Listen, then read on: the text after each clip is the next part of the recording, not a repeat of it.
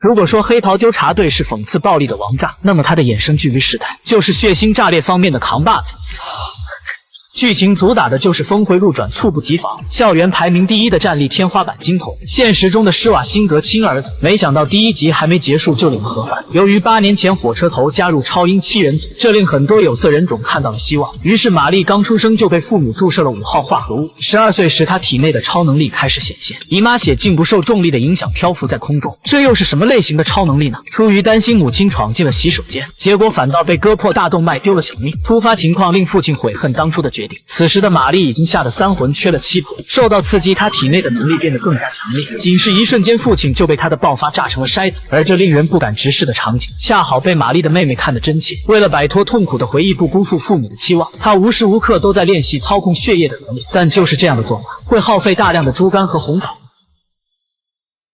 功夫不负有血人，18岁他终于考入了戈多尔金学院。30年以来，学院培养出了大量的超级英雄，比如不会飞行的梅芙女王、超音速的火车头，还有特殊癖好的深海。不过在这里依旧是弱肉强食的底层社会，如果想拥有绝对的话语权，就必须要进入学院的排名前5。可如今玛丽却没分到打击罪犯的小组，这也意味着她只是个陪跑的选手。她想找学院的布林克教授问清楚，还没等她见到教授，就被助理简单粗暴的回答怼得哑口无言。因为学校只有5个加入超英的入场券，所以筛选也是非常苛刻，入选人要有100万以上的抖音社交账号。从小失去父母的玛丽至今连手机都没有，感觉受到歧视，玛丽非要见到教授。紧接着教授突然从办公室走出，被击中的助理瞬间变成了男性，原来他就是排名第2的乔丹。他拥有双重性别，可以随意切换。说实话，他是唯一让我爱恨交织的角色。其实教授的举动也是想让玛丽认清形势，不要盲目的自不量力。刚离开教学楼，他就遇上了被安保追击的学生，急于想证明自己。玛丽想都没想就出手帮忙，但他的确是高看了自己，低估了他人。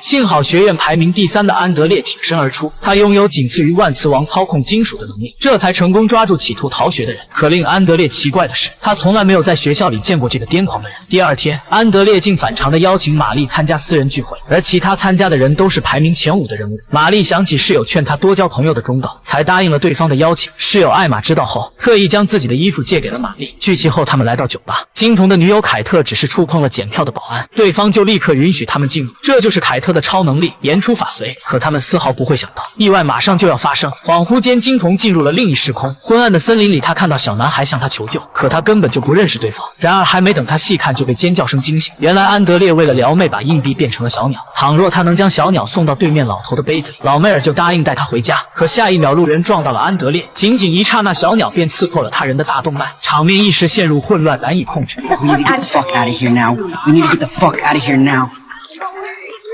如果让学校知道此事，他们的前途也就完了。看着鲜血直流的受害者，玛丽害死父母的不堪回忆被再次勾起，不想痛苦重现。她试图操控血液流回到对方的身体，没想到这一招真的救了女人。围观人随手拍的视频转天就上了大热门。然而玛丽也得到了教授的接见，本以为这次会得到学院的认可，哪曾想教授却是要开除她，甚至以后都不让她提起昨晚的事。因为其他几人都是学院力捧的明星英雄，事态继续发酵，学院的声誉必会受到影响。既然玛丽能杀了自己的父母，也不会介意替学院再背上这口黑锅吧。与此同时，金童被呼唤声惊醒，推开房门，再一次看到昨晚的森林。小男孩用哀求的口吻求他救自己，没有药物迷惑，他才看清对方竟是他早已去世的弟弟。难道当年他并没有死吗？还是另有更大的阴谋？出了办公室，玛丽越想越气，一直以来父母的死就是他的逆鳞。他决定不管得到什么样的惩罚，也要将真理坚持到底。可等他再次回到办公室，居然看到令他难以置信的画面：金童抱着对自己有知遇之恩的教授焚烧。玛丽觉得自己的肤色够重，立刻说自己什么也没看见，便要离开。逃跑的过程中遇到了乔丹，就这样武力值排行榜的第1与第2相遇了。放眼学院，也就他有与金童抗衡的一战之力。男性形态的乔丹拥有最抗揍的身体，女性形态的他又可以释放强劲的冲击波。可他毕竟不是第1，老2就是老2。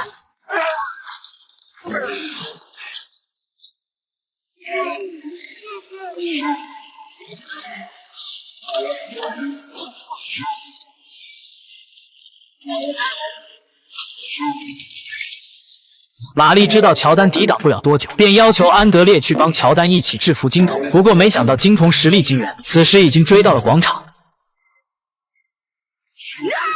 最后一刻，金童却恢复了理智，他仿佛在安德烈耳边轻声说了什么，之后他便一跃而起，悬浮空中，在大家的密切观察中选择了自爆，了解余生。他所做的一切到底是因为什么呢？